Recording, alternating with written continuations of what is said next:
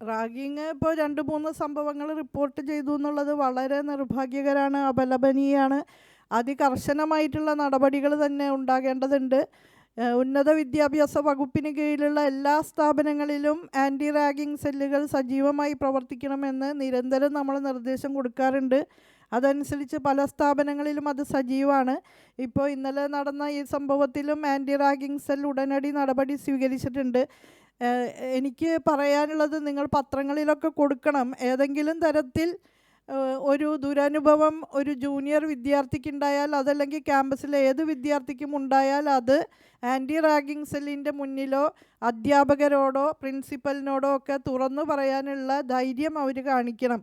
എന്നാലേ നമുക്ക് ഇടപെട്ട് തക്ക സമയത്ത് കൂടുതൽ നിർഭാഗ്യകരമായിട്ടുള്ള അനുഭവങ്ങൾ തടയാൻ സാധിക്കൂ. പലപ്പോഴും കുട്ടികൾ അങ്ങനെ കൺഫൈഡ് ചെയ്യുന്നില്ല, അവർ ആൻറ്റി റാഗിങ് സെല്ലിനെ സമീപിക്കുന്നില്ല എന്നുള്ളതൊരു പ്രശ്നമാണ്. അപ്പോൾ വലിയ അവയർനെസ് വിദ്യാർത്ഥികൾക്ക് നൽകേണ്ട ഒരു കാര്യം ഇതിലുണ്ട്.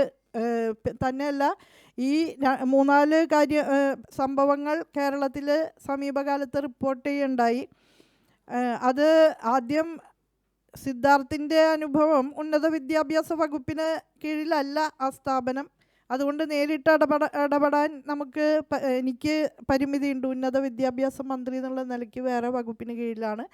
അതുപോലെ ആരോഗ്യ വകുപ്പിന് കീഴിലുള്ള ചില സ്ഥാപനങ്ങളിൽ നിന്നും റിപ്പോർട്ട് ചെയ്യപ്പെട്ടു. ഇപ്പോൾ ഉന്നത വിദ്യാഭ്യാസ വകുപ്പിന് കീഴിലാണ് ഇന്നലെ സംഭവിച്ചിട്ടുള്ള റാഗിങ്ങുമായി ബന്ധപ്പെട്ട വിഷയം വന്നിട്ടുള്ളത്. അതിൻ്റെ അടിസ്ഥാനത്തിൽ സംസ്ഥാന തലത്തിൽ റാഗിങ് വിരുദ്ധ ഒരു സംവിധാനം ഉണ്ടാകേണ്ടതുണ്ട്. റാഗിങ്ങിനെതിരായിട്ട് ഇപ്പം നമുക്കുള്ളത് കോളേജ് തലത്തിലും സർവകലാശാല തലത്തിലും UGC തലത്തിലുമാണ് 3 ടയർ സംവിധാനമായിട്ടുള്ളത്. അപ്പോൾ അതിനിടയിൽ നമ്മുടെ സംസ്ഥാനത്ത് ഇപ്പം 3-4 എണ്ണം റിപ്പോർട്ട് ചെയ്തതിൻ്റെ അടിസ്ഥാനത്തിൽ സംസ്ഥാന തലത്തിൽ റാഗിങ്ങിന് അറുതി കുറിക്കാൻ കഴിയുന്ന വിധത്തിൽ ഒരു ആൻറ്റി റാഗിങ് സംവിധാനം ഉണ്ടാകേണ്ടതുണ്ട് എന്നാണ് ഇപ്പോൾ ഞങ്ങൾ കണ്ടിട്ടുള്ളത്. ഏറ്റവും പെട്ടെന്ന് അതിന് നടപടി സ്വീകരിക്കും.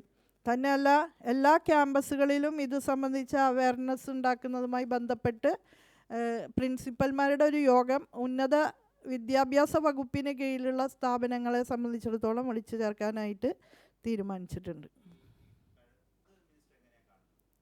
SFI ഒന്നും ഇല്ലാത്ത, രാഷ്ട്രീയ പ്രസ്ഥാനങ്ങളൊന്നും ഇല്ലാത്ത ക്യാമ്പസിൽ നടന്നപ്പോഴും അത് SFI ആണെന്ന് പ്രചരിപ്പിക്കുന്നത് കേട്ടു. അത് വസ്തുതാപരമായിട്ട് പരിശോധിക്കണം, അല്ലാതെ ഏതെങ്കിലും ഒരു സംഘടനയുടെ തലയിൽ കെട്ടിവെക്കുകയല്ല.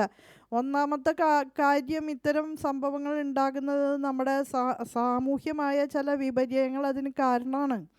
വളരെ കുട്ടികൾക്ക് ഒരു വൈകാരിക സുരക്ഷയില്ലാത്ത കുടുംബാന്തരീക്ഷങ്ങളായിട്ട് നമ്മൾ പതുക്കെ മാറിക്കൊണ്ടിരിക്കുന്നുണ്ട്. അവർക്ക് ആരോടും തുറന്നു പറഞ്ഞ് ശീലമില്ലാത്ത പ്രശ്നങ്ങൾ ശക്തമായിട്ട് വരികയാണ്.